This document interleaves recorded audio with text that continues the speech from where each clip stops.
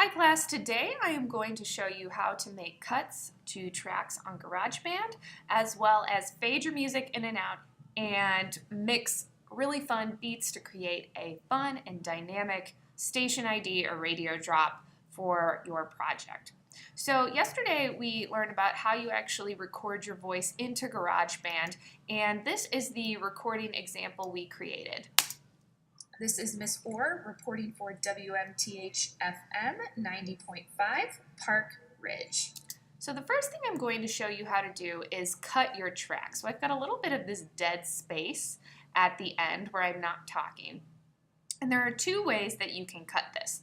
The first is a drag method, similar to what we do in Final Cut, where you would simply just drag what you don't want out of your project. And I can do that at the beginning or the end. I have a little dead space at the beginning as well. The other thing that you can do is play your project and stop your playhead, which is this big red line, where you want to make your cut. Ridge. So I want to make my cut right there. Then what I would do is hit Edit and Split, and that's going to put a cut in my track. And then all I have to do is click on the part that I don't want anymore and press Delete. So that is how you would cut your track in GarageBand. Now, in addition to making cuts and recording your music, you're also going to mix a layer of beats to create your station ID or your other radio drops. So if you go over here to where we have this little button that kind of looks like a roller coaster, these are your loops. And if you click on this, your loops will appear. Now, a loop is basically a certain number of counts of beats that you can layer on top of each other to mix some really cool music to play before or after your station ID. So I'm going to start with some bass. And I'm going to take this one, and again, I'm going to start layering these different loops before my radio drop. I actually want to create some music before I start talking, so here is how that will sound. This is Miss Orr.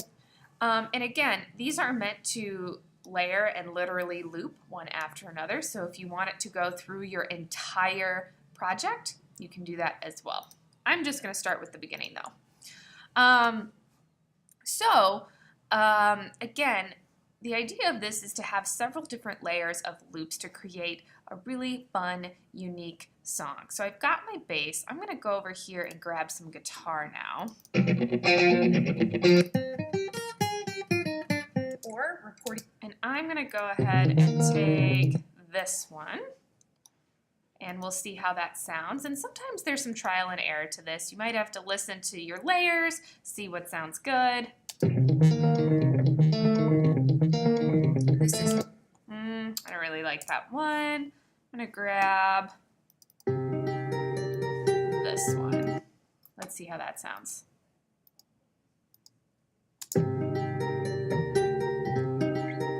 This is Miss Orr reporting for Okay, I like that a little bit more. And again, you can play around with these. What I would recommend is having about 2 or 3 layers to create your unique and interesting song. So let's say I wanted to fade this part of my song lower when I started talking so I could hear myself better. To do that, what you're going to do is go to Track and then Show Master Track. And whatever you're clicked on, this is going to give you the option to fade your music at certain points. So if I wanted to fade my music lower right here, okay, I would drag my playhead over there, and I would click right here and add 2 little dots, and then a third. And what I would then do is drag these dots down to fade my music lower wherever I want to have it. And there's a couple ways you can artistically do this. You can also fade your beats in if you start at the beginning over here. And I'm going to delete this for you so you can hear what that sounds like.